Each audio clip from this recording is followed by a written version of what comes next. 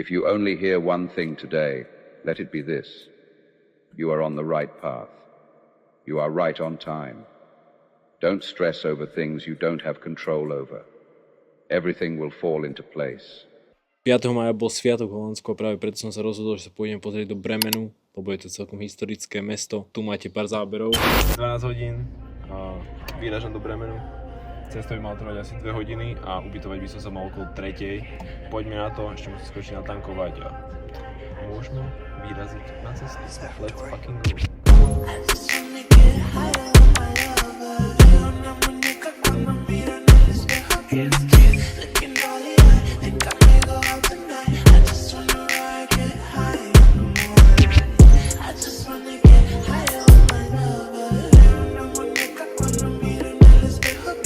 Chcel som iba ukázať, že to tu vyzerá jak San Francisco.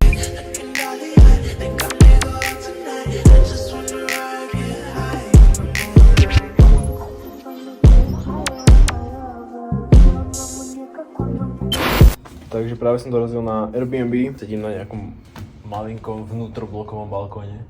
Prešiel som 19 600 krokov, čiže 15 km, čo je dosť. Popozeral som si trošku centrum, popozeral som si vlastne pobrežie, dneska tu boli nejaké trhy a takéto veci. Som veľmi rád, že som spravil tento výlet. Som si povedal, že prečo nie? Prečo proste neísť pozrieť do nejakého nemeckého mesta a užiť si možno trošku inú atmosféru a inú kultúru. Určite plánujem v lete zase niekam ísť. Asi už bolo dosť kecania a idem si objednať nejaký poriadny burger na izbu. Idem si pustiť obrovskú telku s nejakými totálnymi rozprávkami a idem sa vyspať do ružovania, nech som zajtra fit. Takže konečne nastal čas, idem sa nažrať jak prasa. Pizza, že 26 cm má tak 12. Samozrejme som musel ísť do DM-ky, lebo som zabudol kefku a pastu. Enjoy. Neskôr, asi okolo 12. alebo 11. som bol v Leeuwardene, kde bol polmaratón alebo maratón. A bol som celkom zvedavý na to, ako to vyzerá, keďže mám záujem o to sa zaregistrovať na nejaký polmaratón, tak som bol veľmi zvedavý na tú atmosféru okolo celého tohoto závodu. Bolo to celkom fajn, až na to, že tam niekto zomrel. Bolo až príliš horko a nejaký starší pán to nezvládol, ale aj tu máte pár záberov z Leeuwardenu z polmaratónu.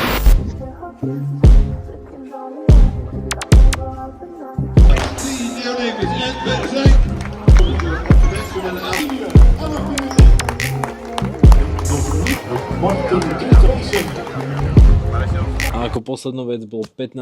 mája som vlastne bol na koncerte Tyler the Creator v Amsterdame s mojim kamarátom. Tento koncert bol naozaj úžasný. Užil som si ho maximálne, myslím si, že to bola jedna z najlepších show, ako som kedy v živote videl. Tá atmosféra, ktorá tam bola naozaj na úrovni.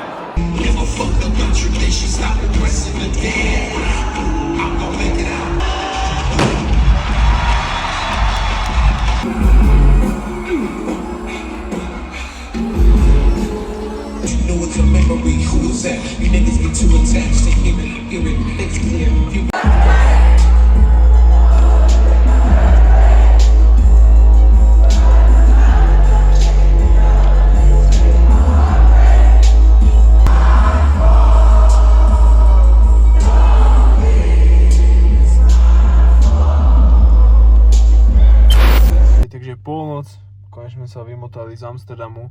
Koncert bol 10 z 10, bol fakt super. Jediný problém je to, že ma v polovici koncertu začala boleť hlava, neviem prečo. tak momentálne sa snažíme dostať domov, aby som bol čím skorej doma a konečne sa vyspal. Ale užil som si to extrémne. Verím, že v budúcnosti sa mi naskytne príležitosť ísť znova na nejaký takýto koncert, lebo naozaj bolo to vynikajúce a jeho vystupovanie je naozaj oveľa lepšie ešte než videoklipy alebo nejaké takéto veci. Vyzeralo to úplne jak z filmu, takže odporúčam každému jednému a momentálne sa idem venovať šoférovaniu, aby som dorazil zdravý domov. Dobrú noc. Takže toto boli moje nejaké asi 2 alebo 3 týždne spojené dokopy. Čo sa týka nejaké updaty ohľadne cvičenia a týchto vecí, tak začal som sa viacej venovať behaniu. Zlepšujem sa v tom dosť. Čo sa ešte týka nejakých zdravotných updateov, tak práve zápestie som si poranil v práci, takže momentálne som bohužiaľ musel prestať na chvíľku cvičiť, ale myslím si, že za pár dní, týždňov to bude v pohode a budem sa môcť venovať aj tomuto. Koniec tohto videa a som veľmi rád, keď to niekto dopozeral do konca. Takisto budem rád za každý jeden like, odber alebo komentár. Aspoň viem, že to niekoho baví a niekto to pozerá.